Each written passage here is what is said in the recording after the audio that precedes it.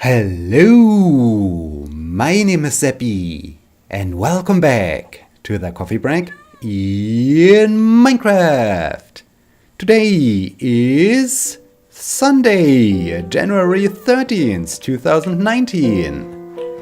The plan for today is to remove the last Christmas decorations and then to prepare the next expedition or the continuation of the ongoing expedition, because we haven't finished the last one. The last one is all about exploring the coffee break world and creating a super large map wall, so I'm super excited about this. But yeah, now it's all about removing the last few pieces of the Christmas decoration. It's really sad because it makes the world is so much more colorful. It's really interesting how different everything feels after removing those decorations. But on the other hand, I don't think that I really like to keep them around over the entire year, because then I guess it would get a little bit boring and less interesting, which would be sad, because it's all about mixing things up, making things interesting, making things special, and that's what we really love about Christmas. I mean, it's the special time of the year where everything feels cozy and relaxed and calm and nice. So so to stick with this general scheme of Christmas, let's just continue removing all those decorations and ornaments and so on. Yeah, first week at work of the year 2019 is over, and it was quite good. There were a few things that were not so good, other things were good. Let's start with the not so good things, so that I can focus more on the good things. As I said last time, got approached by almost every student I'm currently supervising, and there's one particular case where I just think, okay, this is sad. Well, not sad in a sad way, but just sad in a way that apparently this one is someone who all the time was just carried by his fellow students, because every time he tries to reduce the requirements for his bachelor thesis, and I'm not quite sure if this is the right approach, because every time I say, okay, you can do this is a little bit simpler than your previous attempt, and okay, he tries this, and I'm even having doubts that he really tries this. I mean,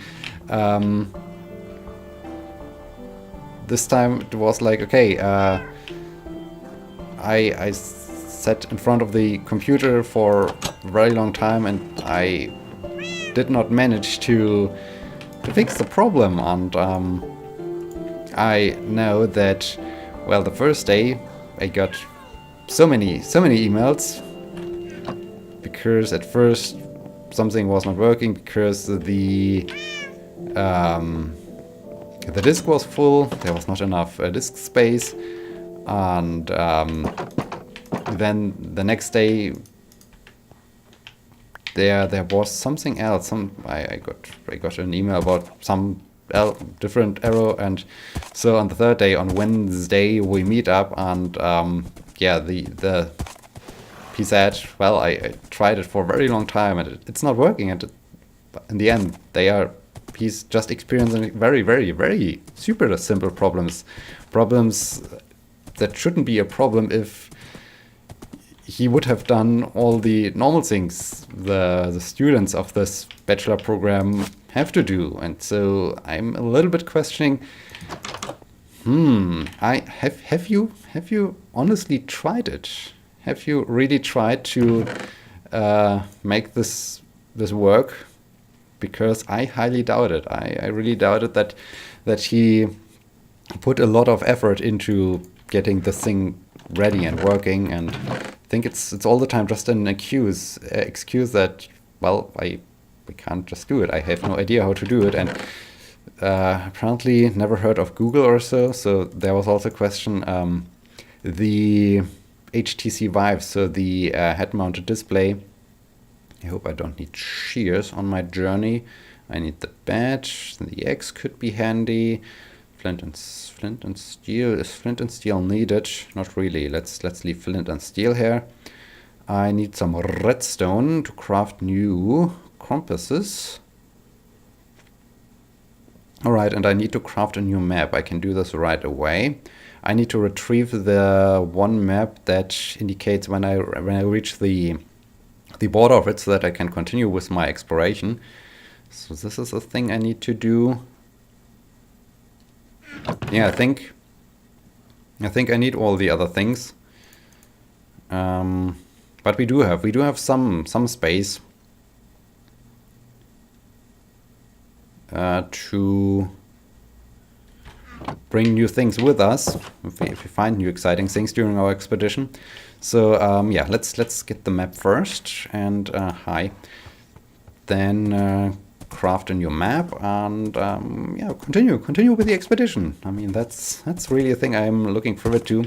So yeah, I don't know, and I mean, I can't do the work for him because it's his bachelor thesis, not mine, and yeah, it's quite disappointing. And so I guess I just have to say to him, well, either you start really doing things, or you will probably get a really, really bad mark. So yeah, we will see. We will see what comes out of this. Other students really doing great work, so had some good times. Okay, yes, we are here, and I like to do this map. I like to do this map over here. So let's grab this map, and we need then to apparently go this direction. And wait, I can't craft a new map. I at first need to craft a new compass.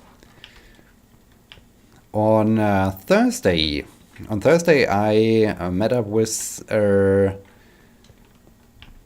my basically third supervisor. I need 3 supervisors for my PhD thesis, and finally I told you the story last year. I finally got the go to, hey, I can start writing this thesis, and so I met up with him to show him what I have done so far, what my plan is, how I like to combine and tell a story all around my various papers I published so far, because I'm doing my PhD by publication, and so got enough publications in apparently, and everything is fine. Everything is coming up and just is going the right direction. So I'm super excited, super happy, and yeah. Okay, this is not how you craft a compass apparently.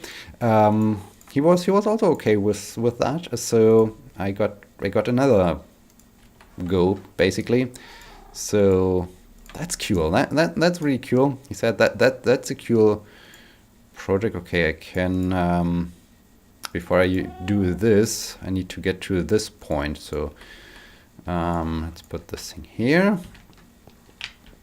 Shall I bring a shield with me? Sometimes a shield would have been handy. I experienced during the first time exploring those maps.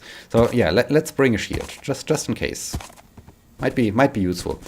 Yeah, so this is really a good thing. This is a great outcome. This was a very positive thing, and finally I start to believe again that I can finish the PhD, that I can escape this vicious circle of slowly tumbling into darkness and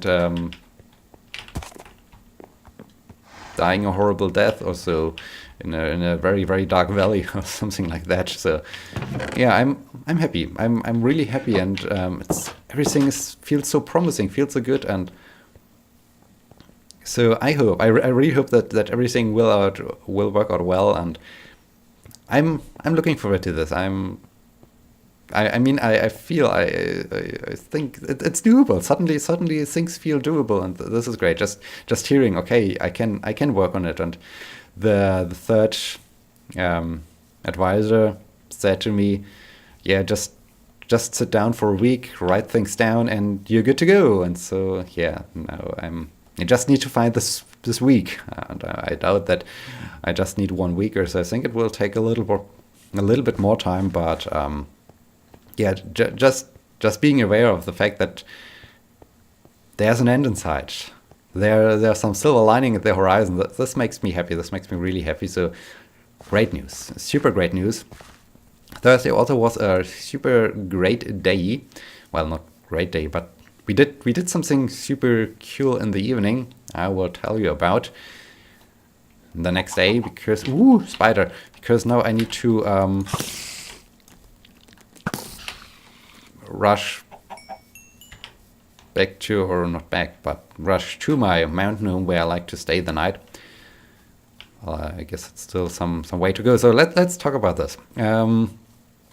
Yeah, I had to do a lot of research concerning and respect to virtual reality. So putting on your head-mounted displays and yeah, being totally immersed, fully immersed in the virtual environment, so that you feel as if you are inside this virtual environment. I mean, that's super cool, but this far, I mean, it's interesting, it's nice technology, it's fun, it's, well, partly fun, but I never really had the moment where I would say, hey, I like to have this at home, I like to spend more time with it. It was all the time more like, okay, it's part of my research, it's part of work, but I don't really see good applications, because I see good applications, but none of them were really that appealing that I would say, hey, I need this at home. I want to do this also in my free time. So yeah, this was all the time a little bit sad, where then that, okay, cool, I'm doing research, I'm more or less forced to do research with this virtual reality thing, but it's not really my cup of tea. It's not really what really motivates me, what interests me. And this has changed a bit Thursday, because I hope you now explain the flight simulator game and the latest version of Explain. So Explain 11. Let's go to bed. Explain 11 features a VR version. So on Thursday evening, we booked one of our labs, we installed the game, and we started to play it. And I must say, it feels really good. I mean, there are still a few issues, and most of the issues stem from the fact that virtual reality currently has some issues with, and I think it will continue to have issues with haptic feedback. So you don't really feel things. You don't feel things at all. There's if you have to flick a switch or press a button or use a lever or something like that, you don't feel it. It's just like, okay, you have your controllers, and you can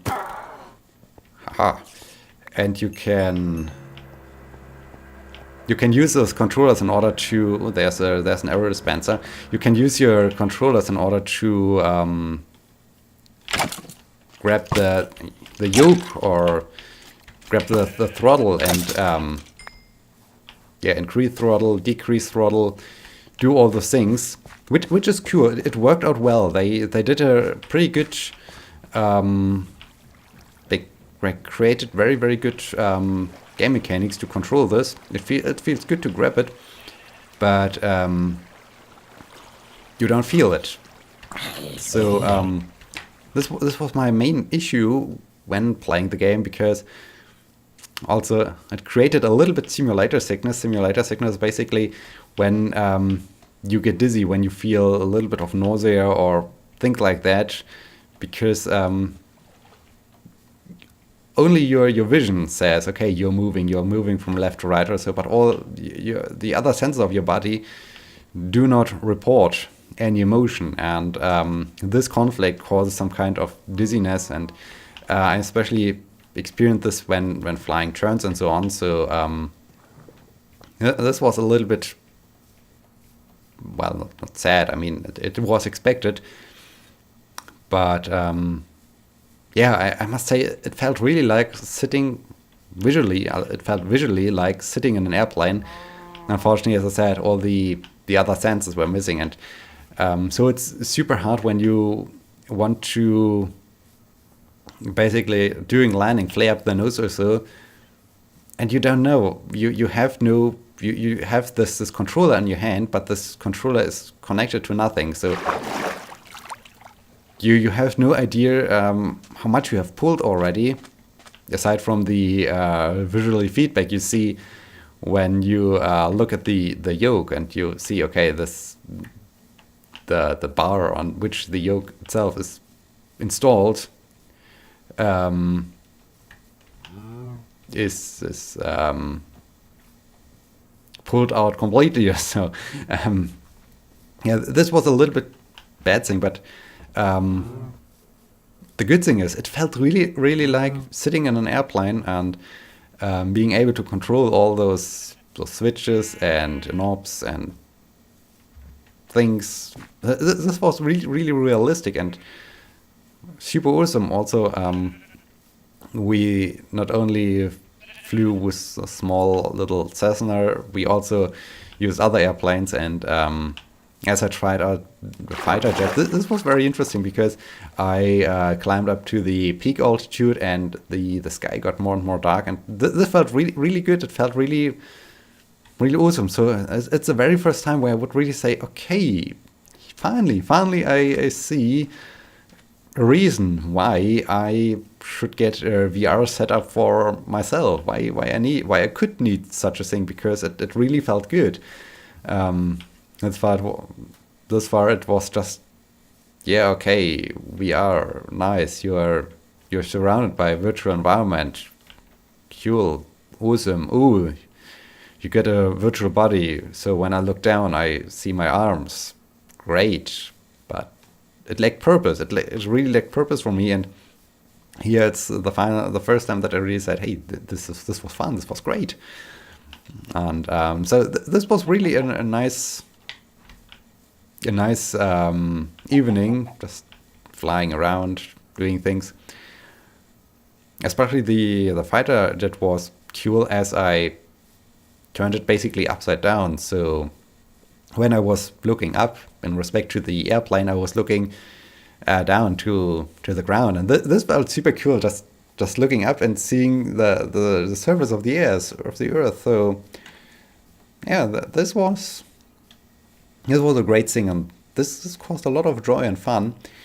We started at around 6:30, 7 p.m. or so, and we stayed until 10 p.m. So what was really a nice evening. It was a cool thing.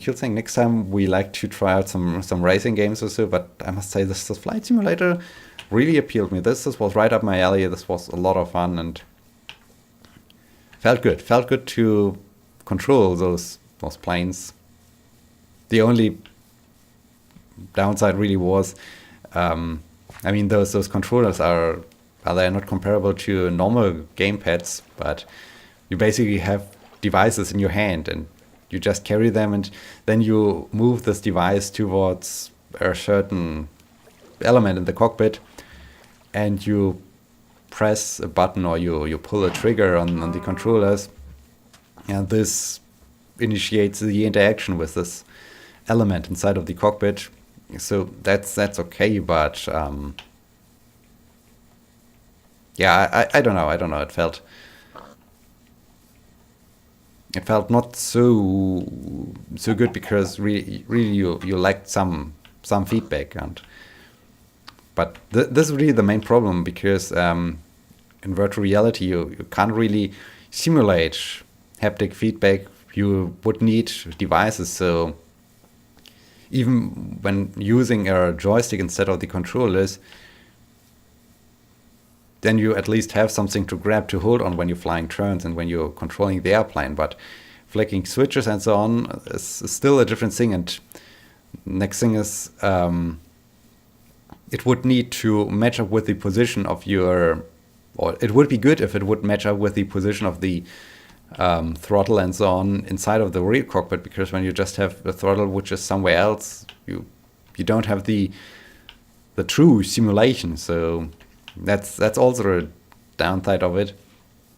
Nevertheless, super cool, super amazing. Can really recommend it if you're interested in airplanes and flying and things. Then try out X-Plane 11 in virtual reality mode. It's a lot of fun. I can fully recommend it. That's great. So yeah, this was Thursday. And yeah, those were the highlights of the week. I mean, getting closer to the moment that I can finish this PhD thing. I mean, I'm quite sure, after at least those of you who have watched almost every episode of the Coffee Break, or a lot of episodes now, how much I'm looking forward to this moment to finally say, okay, it's done. I'm done. I'm out of here. I'm safe. I'm happy. I'm released. I'm unleashed. I'm whatever. I break my chains. It's over. This would be so good. Yeah. So was really a good week, more or less, aside from this one student. Weekend on Sunday evening, so tonight we want to meet up in a restaurant. Looking forward to this. Will be a nice evening, I guess. Oh, one interesting thing, on Friday we had snow. This was great. At least we had snow for a few hours. It started snowing in the morning. I got up at 5:30. I got up so early because let's do this.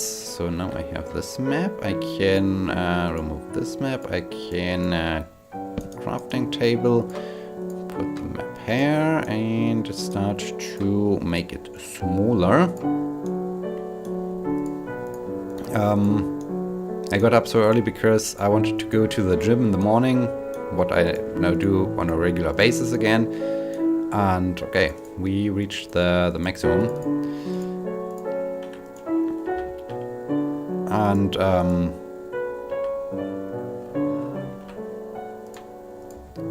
wanted to go to the gym. Went there.